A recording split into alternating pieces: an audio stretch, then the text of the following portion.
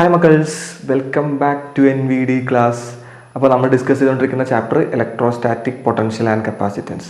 അപ്പോൾ ഈ ചാപ്റ്ററിൻ്റെ ഫസ്റ്റത്തെ പാർട്ട് കഴിഞ്ഞു. നമ്മൾ പൊട്ടൻഷ്യൽ ആയിരുന്നു ആദ്യത്തെ ഭാഗം. അപ്പോൾ ആദ്യത്തെ ഭാഗം കംപ്ലീറ്റ് ആയിട്ട് തീർന്നു. കാരണം ചാപ്റ്ററിൻ്റെ പേര് ഇലക്ട്രോസ്റ്റാറ്റിക് പൊട്ടൻഷ്യൽ ആൻഡ് കപ്പാസിറ്റൻസ് എന്നല്ലേ. അപ്പോൾ ആ പൊട്ടൻഷ്യലിൻ്റെ ഭാഗം മൊത്തം കംപ്ലീറ്റ് ആക്കി കഴിഞ്ഞ വീഡിയോയോട് കൂടെ. അപ്പോൾ ഇനിയുള്ള വീഡിയോകൾ കപ്പാസിറ്റൻസുമായി ബന്ധപ്പെട്ടുള്ള കാര്യങ്ങളാണ്. അപ്പോൾ ഇന്നത്തെ ക്ലാസ് നമ്മൾ ഡിസ്കസ് ചെയ്യാൻ പോകുന്നത് കപ്പാസിറ്ററിനെ കുറിച്ചിട്ടാണ്. കപ്പാസിറ്റർ അപ്പോൾ വളരെ ഇൻട്രസ്റ്റിംഗ് ആയിട്ടൊരു സംഭവമാണ് കപ്പാസിറ്റർ. അപ്പോൾ എന്താണ് ഈ കപ്പാസിറ്റർ എന്ന് വെച്ചാൽ, ഇപ്പോൾ ചില ഇലക്ട്രിക് ഡിവൈസസ് നമുക്ക് പറയുകയാണെങ്കിൽ ഈ ഫാൻസും മോട്ടറൊക്കെ, വീട്ടിൽ വെള്ളമടിക്കുന്ന മോട്ടറൊക്കെ അല്ലേ, ഇത്തരത്തിലുള്ള ഡിവൈസ് സ്റ്റാർട്ട് ചെയ്യണമെങ്കിൽ ഒരുപാട് കറണ്ട് ആവശ്യമുണ്ട്. അപ്പോൾ അത്രയ്ക്കും ഉള്ള കറണ്ട് നമുക്ക് നമ്മുടെ സർക്യൂട്ട്സിനകത്ത് അവൈലബിൾ അല്ല. നമ്മുടെ വീട്ടിൽ കിട്ടുന്ന മെയിൻ ബോർഡിനകത്ത് അത്രയും കറണ്ട് നമുക്ക് എന്ത് ചെയ്യില്ല, അവൈലബിൾ അല്ല. അപ്പോൾ അത്തരത്തിലുള്ള സിറ്റുവേഷനിൽ നമ്മൾ കറണ്ടിൻ്റെ അളവ് കൂട്ടാൻ വേണ്ടിയിട്ട് നമ്മൾ മറ്റൊരു സാധനം ഉപയോഗിക്കും, ഒരു ഡിവൈസ് ഉപയോഗിക്കും. ആ ഡിവൈസിന് നമ്മൾ പറയുന്ന പേരാണെന്ത്, കപ്പാസിറ്റർ. അപ്പോൾ പലരും ഈ കപ്പാസിറ്റർ കണ്ടിട്ടുണ്ടാവും. ഇപ്പോൾ നമ്മൾ ഫാനൊക്കെ എടുത്തു കഴിഞ്ഞാൽ ആ ഫാനിൻ്റെ കപ്പ് തുറന്നു കഴിഞ്ഞാൽ അതിൻ്റെ അകത്തൊരു വെള്ള സിലിണ്ടറിക്കൽ ആയിട്ടുള്ള ചെറിയ സാധനം കാണാൻ പറ്റും. അതാണ് കപ്പാസിറ്റർ. അപ്പോൾ ഈ കപ്പാസിറ്ററിൻ്റെ പരിപാടി എന്താണെന്ന് വെച്ചാൽ, ഇപ്പോൾ ഒരു ഫാൻ നമ്മൾ ഇട്ടു. ഇപ്പോൾ ഫാൻ നമുക്കറിയാം സാധാരണ രീതിയിൽ റെഗുലേറ്റർ വെച്ചിട്ട് നിങ്ങൾക്ക് കൺട്രോൾ ചെയ്യാം. എന്ന് വെച്ചാൽ നമ്മൾ ഫാൻ ഓൺ ചെയ്യുമ്പോൾ അങ്ങനെ തിരിക്കുന്ന സാധനമില്ല, അതിന് സ്പീഡ് കൺട്രോൾ ചെയ്യാൻ പറ്റും. ആ റെഗുലേറ്റർ നിങ്ങൾ ഒഴിവാക്കിയിട്ട് നേരിട്ട് കണക്ട് ചെയ്യുകയാണെങ്കിൽ ഫാൻ മാക്സിമം സ്പീഡിലാണ് നമ്മൾ എന്ത് ചെയ്യുക, റൊട്ടേറ്റ് ചെയ്യാം. അപ്പോൾ ആ ഒരു റെഗുലേറ്റർ ഇല്ലാതെ നമ്മൾ നേരിട്ടും ഫാൻ വർക്ക് ചെയ്യും. പക്ഷേ ചില സ്ഥലത്ത് ഇപ്പോൾ സ്കൂളിലൊക്കെ കുറേ കാലം കഴിഞ്ഞാൽ നിങ്ങൾക്കറിയാം ഫാനിൻ്റെ സ്പീഡ് കുറയുന്ന കാണാൻ പറ്റും. അപ്പോൾ ഫാനിൻ്റെ സ്പീഡ് കുറഞ്ഞു കഴിഞ്ഞാൽ നമ്മൾ വീട്ടിലും അങ്ങനെയൊക്കെ സംഭവിക്കും. അപ്പോൾ ഫാനിൻ്റെ സ്പീഡ് കുറഞ്ഞു കഴിഞ്ഞാൽ സ്വാഭാവികമായിട്ടും എന്താ ചെയ്യുക, അതിൻ്റെ കപ്പാസിറ്റർ മാറ്റിക്കഴിഞ്ഞാൽ അത് പഴയ സ്പീഡിലേക്ക് എന്ത് ചെയ്യാൻ പറ്റും, എത്തിക്കാൻ പറ്റും. അപ്പോൾ ഡയറക്റ്റായിട്ട് നമ്മൾ നേരിട്ട് റെഗുലേറ്റർ ഇല്ലാതെ കണക്ട് ചെയ്യുന്ന ഫാനുകളെ നമുക്ക് എന്ത് ചെയ്യാൻ പറ്റില്ല, കൺട്രോൾ ചെയ്യാൻ പറ്റില്ല. അപ്പോൾ അത്തരത്തിലുള്ള ഫാനുകൾക്കാണ് കൂടുതൽ എന്ത് ചെയ്യുക, റെഗുലേറ്റർ ഇല്ലെങ്കിൽ ചിലപ്പോൾ എന്ത് സംഭവിക്കും, ഈ ഫാന് കുറച്ച് കഴിഞ്ഞാൽ സ്പീഡ് കുറയും. അപ്പോൾ ആ സ്പീഡ് കുറഞ്ഞു കഴിഞ്ഞാൽ ആ സ്പീഡ് റെഗുലേറ്റ് ചെയ്യുക, അല്ലെങ്കിൽ ആ സ്പീഡ് സെറ്റാക്കാൻ വേണ്ടി നമ്മൾ ഉപയോഗിക്കും എന്തായിട്ട് ഉപയോഗിക്കും, നമ്മൾ കപ്പാസിറ്ററാണ് എന്ത് ചെയ്യുക, ഉപയോഗിക്കാറ്. പറഞ്ഞ മനസ്സിലാവുന്നുണ്ടോ? അപ്പോൾ എല്ലാവരുടെ വീട്ടിലും ഫാൻ ഉണ്ടെങ്കിൽ അവിടെ എന്തുണ്ടാവും, അപ്പോൾ കപ്പാസിറ്റർ. അപ്പോൾ നമ്മൾ ഈ ഫാൻ എടുക്കുകയാണെങ്കിൽ ആ ഫാനിലേക്ക് നമ്മൾ സ്വിച്ച് ബോർഡിൽ നിന്ന് കറണ്ട് എത്തിക്കുന്ന സമയത്ത് എന്താ സംഭവിക്കുക എന്ന് വെച്ചാൽ, ആദ്യം കറണ്ട് കപ്പാസിറ്ററിലേക്ക് എത്തുക. എന്നിട്ട് ആ കപ്പാസിറ്ററിൽ നിന്ന് ആണ് എന്ത് ചെയ്യുക, കറണ്ട് പിന്നെ ഫാനിൻ്റെ ഇന്റേണൽ സർക്യൂട്ട്സിലേക്കൊക്കെ എന്ത് ചെയ്യുക, എത്തുക. അപ്പോൾ ഈ കപ്പാസിറ്ററിന്റെ പരിപാടി എന്താണെന്ന് വെച്ചാൽ, ഈ കപ്പാസിറ്ററിന്റെ അകത്ത് രണ്ട് പ്ലേറ്റ് ഉണ്ടാവും, പാരലൽ ആയിട്ട് വെച്ചിരിക്കുന്ന രണ്ട് പ്ലേറ്റ്.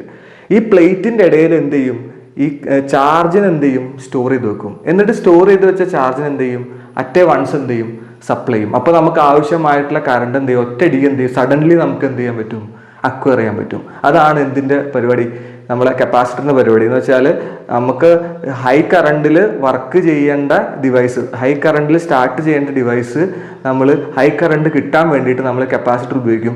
ആ കപ്പാസിറ്റർ എന്ത് ചെയ്യും, ഒറ്റയടിക്ക് എന്ത് ചെയ്യും, ചാർജിനെ സ്റ്റോർ ചെയ്ത് വെച്ചിട്ട് എന്ത് ചെയ്യും, ഒറ്റയടിക്ക് സപ്ലൈ ചെയ്യും. അപ്പോൾ നമുക്ക് എന്ത് ചെയ്യും, ആവശ്യമായിട്ടുള്ള കറണ്ട്, ഫാന് കറങ്ങാൻ ആവശ്യമായിട്ട് അല്ലെങ്കിൽ മോട്ടോർ വർക്ക് ചെയ്യാൻ ആവശ്യമായിട്ടുള്ള കറണ്ട് ഒറ്റയടിക്ക് എന്ത് ചെയ്യും, കിട്ടും. അത് കിട്ടിക്കഴിഞ്ഞാൽ സ്റ്റാർട്ട് ചെയ്ത് കഴിഞ്ഞാൽ പിന്നെ എന്തിൻ്റെ ആവശ്യമില്ല, കറണ്ടിൻ്റെ ആവശ്യമില്ല, കൂടുതൽ കറണ്ടിന്. ആ ഇനീഷ്യൽ സ്റ്റേറ്റിൽ മാത്രമേ എന്തിൻ്റെ ആവശ്യമുള്ളൂ, ആ ഒരു കറണ്ടിൻ്റെ ആവശ്യമുള്ളൂ. പറഞ്ഞ മനസ്സിലായില്ലേ? അപ്പോൾ എന്താണ് കപ്പാസിറ്റർ എന്ന് വെച്ചാൽ കപ്പാസിറ്റർ എന്ന് പറയുന്നതിന് മുമ്പ് നമുക്ക് ജനറലി എന്താണെന്ന് പറഞ്ഞിട്ട് നമുക്ക് തുടങ്ങാം. അപ്പോൾ some devices like fan, like fan, motor, etc. requires very high current ഒരു 25 ആംപിയർ ടു 50 ആംപിയർ കറണ്ടൊക്കെ വേണ്ടി വരും to start. In this case we use capacitor. ഈ ഒരു കേസിലാണ് നമ്മൾ എന്ത് ഉപയോഗിക്കുക, capacitor. Some devices like fan, motor etcetera require very high current to start. എന്ന് വെച്ചാൽ ചില ഡിവൈസസ് എന്ത് ചെയ്യും, ഫാനും മോട്ടറും പോലുള്ള ഡിവൈസിന് എന്ത് ആവശ്യമുണ്ട്, ഹൈ കറണ്ടിൻ്റെ ആവശ്യമുണ്ട് എന്ത് സ്റ്റാർട്ട് ചെയ്യാൻ വേണ്ടിയിട്ട്. അപ്പോൾ in this case we use capacitor. അപ്പോൾ ഈ ഒരു കേസിൽ നമ്മൾ എന്താ ഉപയോഗിക്കുക, കപ്പാസിറ്ററാണ് എന്ത് ചെയ്യുക, ഉപയോഗിക്കുക. ക്ലിയർ അല്ലേ?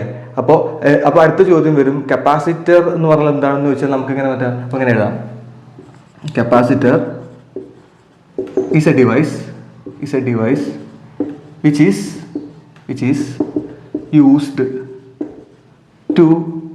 to store charge, like store charges and supply at once bracket വേണമെങ്കിൽ suddenly when it is required എന്ന് വെച്ചാൽ ആവശ്യമുള്ള സമയത്ത് എന്ത് ചെയ്യും, സഡൻ ആയിട്ട് നമ്മൾ എന്ത് ചെയ്യും, പിന്നെ ചാർജിനെ സ്റ്റോർ ചെയ്ത് വെച്ചിട്ട് എന്ത് ചെയ്യും, സഡൻ ആയിട്ട് എന്ത് ചെയ്യും, സപ്ലൈ. അപ്പോൾ capacitor is device which is used to store charges, ചാർജിന് എന്ത് ചെയ്യും, സ്റ്റോർ ചെയ്ത് വെക്കും. And supply at once when it is required, അതിനെ ഒറ്റയടിക്ക് എന്ത് ചെയ്യും, സപ്ലൈ ചെയ്യും. അപ്പോൾ ആവശ്യമുള്ള സമയത്ത് എന്ത് ചെയ്യും, ഒറ്റയടിക്ക് എന്ത് ചെയ്യും, സപ്ലൈ. അപ്പോൾ ഈ ചാർജ് സ്റ്റോർ ചെയ്ത് വെച്ച് കഴിഞ്ഞാൽ അത് നമുക്ക് എന്ത് ചെയ്യും, ഇലക്ട്രിക്കൽ എനർജി ആയിട്ട് എന്ത് ചെയ്യും, അത് സപ്ലൈ ചെയ്യുമ്പോൾ എന്ത് ചെയ്യും, കൺവേർട്ടഡ് ആവും. അപ്പോൾ ഇതാണ് എന്ത്, കപ്പാസിറ്റർ. അപ്പോൾ നിങ്ങൾ ചോദിക്കും, സാർ ഈ കപ്പാസിറ്ററിൻ്റെ അകത്ത് ഈ ചാർജ് എവിടെയാണ് സ്റ്റോർ ചെയ്ത് വെക്കുന്നത്? അതിന് ആൻസർ ആണ്, കപ്പാസിറ്റർ എടുത്തു കഴിഞ്ഞാൽ ആ കപ്പാസിറ്ററിൻ്റെ അകത്ത് 2 പ്ലേറ്റ് ഉണ്ടാവും. ആ പ്ലേറ്റിൻ്റെ നടുക്കാണ് എന്ത് ചെയ്യുക, ചാർജിനെ സ്റ്റോർ ചെയ്ത് വെക്കുക. ആ പ്ലേറ്റിൻ്റെ നടുക്ക് ചാർജിനെ സ്റ്റോർ ചെയ്ത് വെക്കാൻ വേണ്ടിയിട്ട് നമ്മൾ അതിൻ്റെ അകത്ത് ചിലപ്പം സ്പേസ് ഒന്നൊരു ബ്ലാങ്ക് ആയിട്ടിരിക്കും, ഒരു പ്ലേറ്റ് ആയിരിക്കും, മെറ്റാലിക് പ്ലേറ്റ് ആയിരിക്കും, അത് ബ്ലാങ്ക് ആയിട്ടിരിക്കും. അല്ലെങ്കിൽ ചില സമയത്ത് എന്ത് ചെയ്യും, അതിൻ്റെ അകത്ത് എന്തെങ്കിലും ആ പ്ലേറ്റിന് നടുക്ക് എന്ത് ചെയ്യും, എന്തെങ്കിലും മെറ്റീരിയൽ എന്ത് ചെയ്യും, വെക്കും. അതിനെ നമ്മൾ പറയുന്ന പേരാണ് ഡൈഇലക്ട്രിക്. നമ്മൾ ഡൈഇലക്ട്രിക് മെറ്റീരിയലാണ് എന്ത്, ഈ മൈക്കയും അതേപോലെ ഗ്ലാസ്സും ഒക്കെ. അപ്പോൾ ഈ ഡൈഇലക്ട്രിക് മെറ്റീരിയലും എന്തിൻ്റെ ഇടയ്ക്ക് വെക്കാറുണ്ട്, നമ്മൾ കപ്പാസിറ്ററിൻ്റെ പ്ലേറ്റിൻ്റെ ഇടയ്ക്ക് വെക്കാറുണ്ട്. അത് എന്തിനാണെന്ന് വെച്ചാൽ കപ്പാസിറ്റൻസ് കൂട്ടാൻ വേണ്ടി, ചാർജിനെ കൂടുതൽ സ്റ്റോർ ചെയ്ത് വെക്കാൻ വേണ്ടിയിട്ടാണ്. അപ്പോൾ ആ ഡൈഇലക്ട്രിക്കിനെ കുറിച്ച് നമ്മൾ ഈ ചാപ്റ്ററിൻ്റെ ലാസ്റ്റ് നമ്മൾ ഡിസ്കസ് ചെയ്യും. അപ്പോൾ അതിനെക്കുറിച്ച് ഞാനിപ്പോൾ കൂടുതൽ പറയുന്നില്ല. അപ്പോൾ കപ്പാസിറ്റർ എന്ന് പറയുന്നത് എന്താണ്, ആ കപ്പാസിറ്ററിൻ്റെ അകത്തെടുത്ത് കഴിഞ്ഞാൽ 2 പ്ലേറ്റ് ഉണ്ടാവും. ആ പ്ലേറ്റിൻ്റെ നടുക്കാണ് എന്ത് ചെയ്യുക, ഈ ആവശ്യമായിട്ടുള്ള ചാർജ് എന്ത് ചെയ്യുക, സ്റ്റോർ ചെയ്ത് വെക്കുക. അപ്പോൾ അത്രയും കാര്യങ്ങൾ എന്ത് ചെയ്യുക, മനസ്സിലാക്കി വെക്കുക. അപ്പോൾ അടുത്ത ചോദ്യം, ഈ കപ്പാസിറ്ററിൻ്റെ ഈ ചാർജിനെ സ്റ്റോർ ചെയ്ത് വെക്കാനുള്ള കഴിവ്, പലതരം കപ്പാസിറ്റർ ഉണ്ട്. നമുക്ക് നമ്മുടെ ടെക്സ്റ്റിനകത്ത് പറയുന്നത് നമ്മൾ പാരലൽ പ്ലേറ്റ് കപ്പാസിറ്റർ, അപ്പോൾ സിലിണ്ടറിക്കൽ കപ്പാസിറ്റർ ഉണ്ട്, സ്ഫെറിക്കൽ കപ്പാസിറ്റർ ഉണ്ട്, അതൊക്കെ ഉണ്ട്. പണ്ട് നിങ്ങളുടെ സിലബസിൽ ഉണ്ടായിരുന്നു അതൊക്കെ ഇപ്പോൾ ഒഴിവാക്കിയിട്ടുണ്ട്. അപ്പോൾ നമുക്ക് ആവശ്യമുള്ളത് എന്താണ്, പാരലൽ പ്ലേറ്റ് കപ്പാസിറ്റർ മാത്രമേ. അപ്പോൾ ഈ പാരലൽ പ്ലേറ്റ് കപ്പാസിറ്ററിൽ പിന്നെ എങ്ങനെ ചാർജ് സ്റ്റോർ വെക്കും, അതൊരു ചോദ്യമാണ്. അപ്പോൾ അങ്ങനെയാണെങ്കിൽ ആ സ്റ്റോർ ചെയ്ത് വെക്കുന്ന ചാർജ് സ്റ്റോർ ചെയ്ത് വെച്ച് കഴിഞ്ഞാൽ ആ ചാർജ് സ്റ്റോർ ചെയ്ത് വെക്കാനുള്ള കപ്പാസിറ്ററിന് ഒരു കഴിവുണ്ടല്ലോ, അതിന് നമ്മൾ വിളിക്കുന്ന പേരാണെന്ത്, കപ്പാസിറ്റൻസ് എന്നാണ്. അപ്പോൾ അടുത്ത് നമുക്ക് പഠിക്കാനുള്ളത് എന്താണ്, കപ്പാസിറ്റൻസ് ആണ്.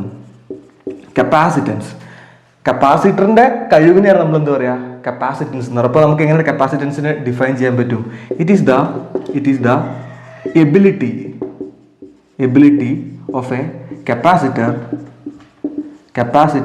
to store charges എന്ന് വെച്ചാൽ ഒരു കപ്പാസിറ്ററിന്റെ എബിലിറ്റിയാണ്, കഴിവാണ് ചാർജിനെ സ്റ്റോർ ചെയ്ത് വെക്കാനുള്ള. അതിനെയാണ് നമ്മൾ എന്ത് പറയുക, കപ്പാസിറ്റൻസ് എന്ന് പറയുക. അപ്പോൾ കപ്പാസിറ്റൻസ് എന്ന ഡെഫിനേഷൻ എന്താ എഴുതുക, ഒന്നെങ്കിൽ നമുക്ക് ഇങ്ങനെ എഴുതാം, it is the ability of a capacitor to store charge. ഒരു കപ്പാസിറ്ററിനെ ചാർജിനെ സ്റ്റോർ ചെയ്ത് വെക്കാനുള്ള കഴിവിനെ നമ്മൾ വിളിക്കുന്ന പേരാണ് എന്ത്, കപ്പാസിറ്റൻസ്. അപ്പോൾ നമുക്ക് ആ കപ്പാസിറ്റൻസിനെ എന്തെങ്കിലും ഇക്വേഷന്റെ രൂപത്തിൽ റെപ്രസെന്റ് ചെയ്യാൻ പറ്റും.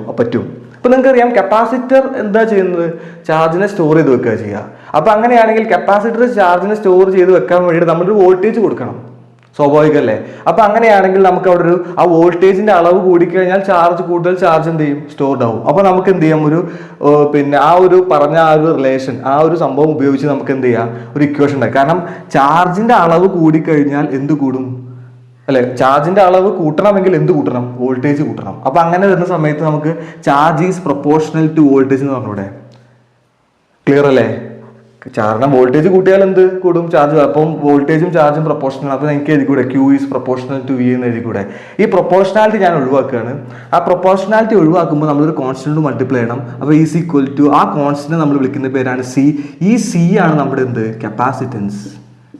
എന്താണ് കപ്പാസിറ്റൻസ്? ക്ലിയർ അല്ലേ? അപ്പോൾ അങ്ങനെയാണെങ്കിൽ കപ്പാസിറ്റൻസിന്റെ ഒരു ഇക്വേഷൻ എനിക്ക് അവിടെ നിന്ന് ഉണ്ടാക്കിക്കൂടെ? എങ്ങനെ ഉണ്ടാക്കാൻ പറ്റും? ഈ സീനെ അവിടെ നിർത്തിയിട്ട് ആ ക്യൂവിനെ അങ്ങോട്ട് ഡിവൈഡ് ചെയ്യുക, അല്ലെങ്കിൽ ക്യൂവിനെ എടുത്ത് താഴത്തുണ്ട്. അപ്പോൾ എന്താ പറയുക, Q/V is equal to C, അഥവാ C equal to Q divided by V. ഇതാണ് എന്തിൻ്റെ ഇക്വേഷൻ, കപ്പാസിറ്റൻസിന്റെ ഇക്വേഷൻ. Q എന്താണ്, ചാർജാണ്. V എന്താണ്, വോൾട്ടേജ്. ക്ലിയർ അല്ലേ?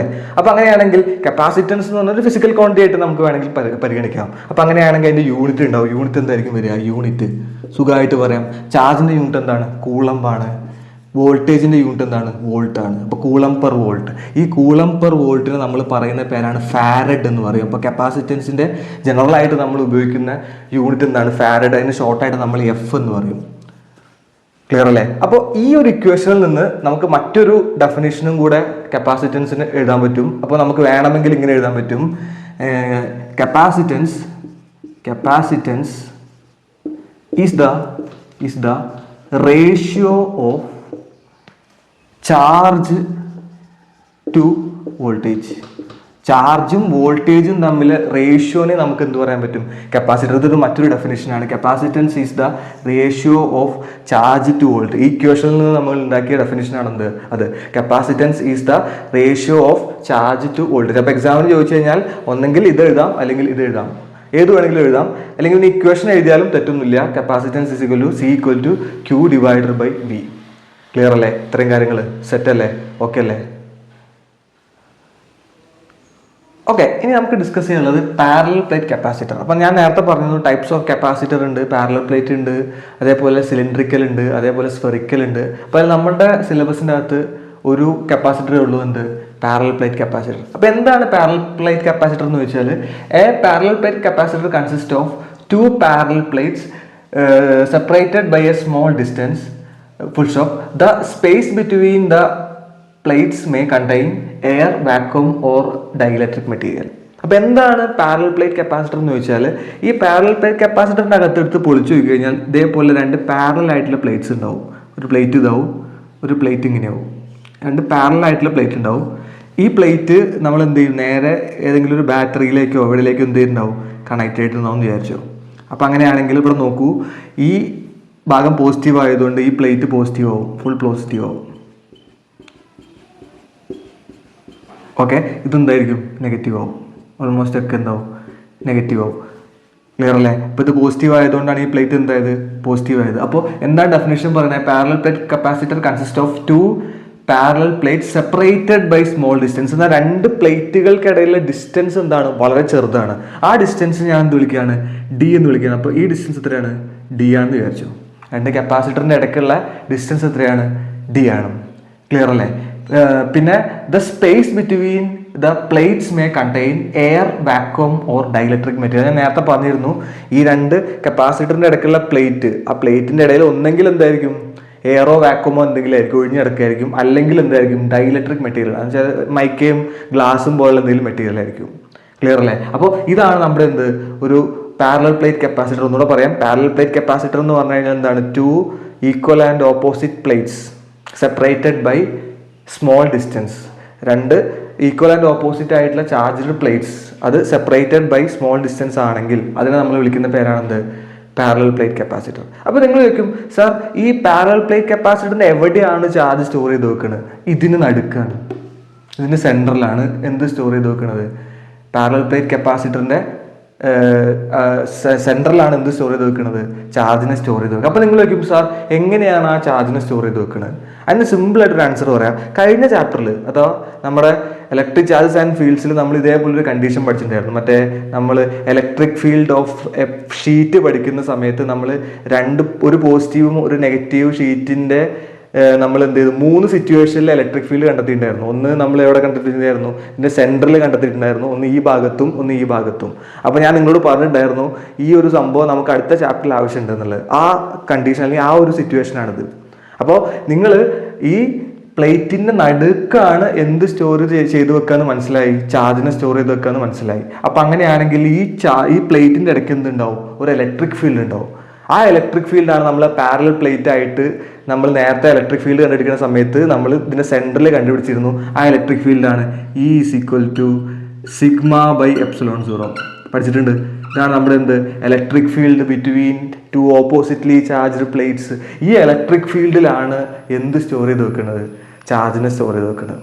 ക്ലിയർ അല്ലേ? അപ്പോൾ ഈ ഭാഗത്തുനിന്ന് ഒരു ക്വസ്റ്റ്യൻ ചോദിക്കും. എന്താണ് ക്വസ്റ്റ്യൻ വെച്ചാൽ derive the equation of capacitance of A parallel plate capacitor. Parallel plate കപ്പാസിറ്ററിന്റെ കപ്പാസിറ്റൻസിന്റെ ഇക്വേഷൻ ഡിറൈവ് ചെയ്താൽ ചോദിക്കാറുണ്ട്. അപ്പോൾ ഇതൊരു ഇക്വേഷൻ ആണ്. ആ ഇക്വേഷൻ നമുക്ക് എന്ത് ചെയ്യണം? ഈ ഒരു ഐഡിയയിൽ നിന്ന് നമ്മൾ എന്ത് ചെയ്യണം? നമ്മളിപ്പോൾ C = Q/V എന്നൊക്കെ പഠിച്ചല്ലോ. ആ ഒരു ഐഡിയയിൽ നിന്ന് നമ്മൾ എന്ത് ചെയ്യണം? ഡിറൈവ് ചെയ്തെടുക്കണം. അതാണ് നമ്മൾ അടുത്ത പരിപാടി. അപ്പോൾ നിങ്ങൾക്കറിയാം കപ്പാസിറ്റൻസിന്റെ ഇക്വേഷൻ എന്താ? C = Q/V. അല്ലെ. അപ്പോൾ ഇത് കപ്പാസിറ്റർ ആയതുകൊണ്ട് ഇതിന്റെ കപ്പാസിറ്റൻസ് എന്താണ്? C = Q/V ആണ്. അപ്പോൾ നമുക്ക് ഇവിടെ എന്ത് കണ്ടെത്തണം? ഈ ക്യൂവും കണ്ടെത്തണം, ഈ വിയും കണ്ടെത്തണം. അപ്പോൾ നിങ്ങൾക്ക് അറിയാം ഇതൊരു പ്ലേറ്റ് ആണ്. പ്ലേറ്റിന്റെ മുകളിൽ നമ്മൾ ഏത് ചാർജ് ഡെൻസിറ്റി ആണ് പഠിച്ചത്? ഏരിയ ചാർജ് ഡെൻസിറ്റി അല്ലേ. അപ്പോൾ ഏരിയ ചാർജ് ഡെൻസിറ്റി എന്താണ്? ഏരിയ ചാർജ് ഡെൻസിറ്റി നമ്മൾ പഠിച്ചിട്ടുണ്ട് എന്താണ്?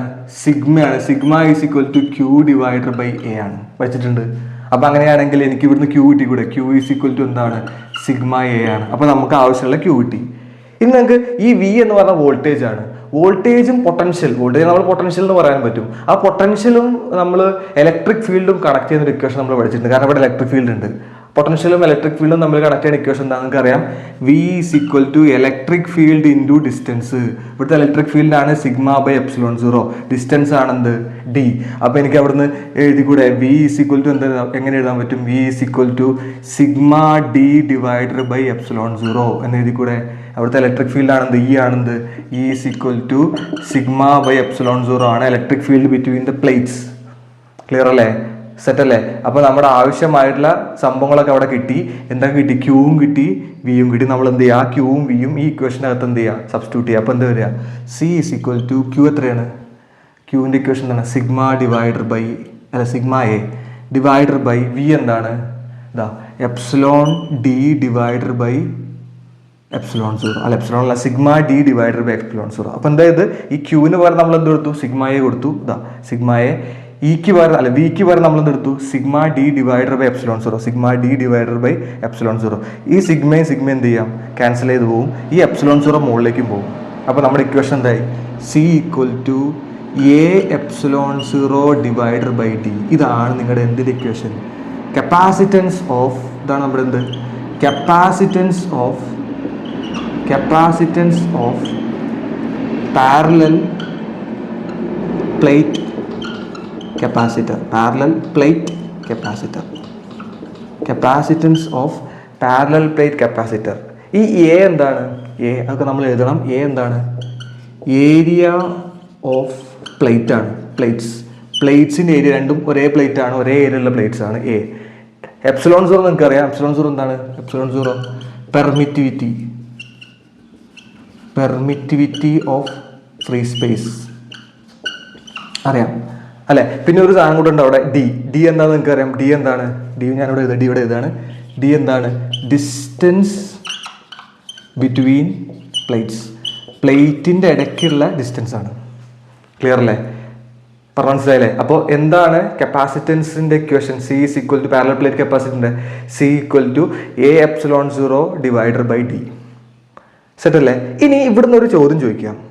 What are the factors depending upon capacitance എന്ന് ചോദിക്കാം. അപ്പോൾ അതെന്താ എഴുതുക? അപ്പോൾ സ്വാഭാവികമായിട്ട് നമ്മൾ ഈ ഇക്വേഷനിൽ കണ്ടു കഴിഞ്ഞാൽ C = Q/V എന്ന് നിങ്ങൾ കപ്പാസിറ്റൻസിന്റെ ഇക്വേഷൻ പഠിച്ചിട്ടുണ്ട്. പക്ഷെ ഇവിടെ ഈ ക്യൂവും വിയും കപ്പാസിറ്റൻസിന് ഡിപ്പെൻഡ് ചെയ്യില്ല. അതെന്തുകൊണ്ടാണ് ഡിപ്പെൻഡ് ചെയ്യുന്നത് വെച്ചാൽ ഈ C എന്ന് പറഞ്ഞാൽ നമുക്കറിയാം Q പ്രപ്പോർഷണൽ ടു V എന്ന് എഴുതിയിട്ട് Q ഈ പ്രപ്പോർഷണാലിറ്റി ഒഴിവാക്കുമ്പോൾ ഒരു കോൺസ്റ്റന്റ് മൾട്ടിപ്ലൈ ചെയ്താണ് എന്ത്? C. ആ C ഒരിക്കലും എന്തിനും ഡിപ്പെൻഡ് ചെയ്യില്ല? ക്യൂവിനെയും വിനെയും ഡിപ്പെൻഡ് ചെയ്യില്ല. അപ്പൊ പിന്നെ C ഡിപ്പെൻഡ് ചെയ്യുന്ന ഫാക്ടേഴ്സ് എന്തൊക്കെയാ? ഇതൊക്കെയാണ്. അന്നെന്താണ്? ഏരിയ ഓഫ് ദി പ്ലേറ്റ്, പിന്നെ എന്താണ്?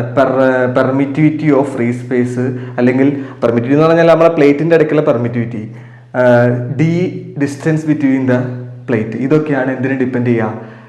കപ്പാസിറ്റൻസിനെ ഡിപ്പെൻഡ് ചെയ്യുക. അപ്പോൾ ഞാനത് ഒന്നുകൂടെ എഴുതി വെക്കുകയാണ്, നമുക്ക് ആവശ്യമില്ല, ഇവിടെ എഴുതി വെക്കുകയാണ്. Factors depending on capacitance. ഇത് എക്സാമിന് ചിലപ്പം 2 മാർക്കിന്റെ സെഷനിലൊക്കെ ചോദിക്കാറുണ്ട്. അപ്പോൾ ഇതിൽ ഒന്നാമത്തെ എന്താണ് factor? Area of the plates. Area of the plates of capacitor, അതാണ് ഒന്ന്. 2 എന്താണ്? Distance between the plates.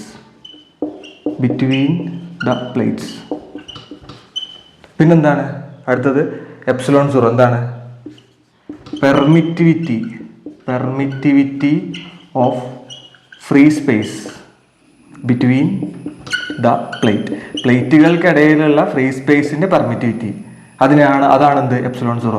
ഈ 3 ഫാക്ടേഴ്സ് ആണ് എന്തിനെ ഡിപ്പെൻഡ് ചെയ്യുന്നത്? നമ്മുടെ കപ്പാസിറ്റൻസിന് ഡിപ്പെൻഡ് ചെയ്ത്. എക്സാമിന് പഠിക്കേണ്ട. അപ്പോൾ ജസ്റ്റ് ഒന്ന് നോക്കി വെച്ചോ, എഴുതി വെച്ചോ. ഇത് കഴിഞ്ഞിട്ട് നിങ്ങൾ എന്ത് ചെയ്യും? ഡെറിവേഷൻ ചെയ്ത് കഴിഞ്ഞ ശേഷം ഒരു ഹെഡിങ് പോലെ എഴുതിയിട്ട് എന്ത് ചെയ്യുക? ഈ ഒരു 3 പോയിന്റ്സ് എന്ത് ചെയ്യുക അവിടെ എഴുതി വെക്കുക. അപ്പോൾ ഇത്രയാണ് നമ്മുടെ കപ്പാസിറ്ററും കപ്പാസിറ്റൻസും പാരലൽ പ്ലേറ്റ് കപ്പാസിറ്ററും. ക്ലിയർ അല്ലേ? അപ്പോൾ ഈ ഒരു സംഭവത്തോടു കൂടി ഞാൻ എന്ത് ചെയ്യാണ്, ഈ ഒരു വീഡിയോ ഞാൻ അവസാനിപ്പിക്കുകയാണ്. ബാക്കി കഥകളുമായിട്ട് നമുക്ക് എന്ത് ചെയ്യാം, അടുത്ത വീഡിയോയിൽ കാണാം. അപ്പോൾ ടാറ്റ.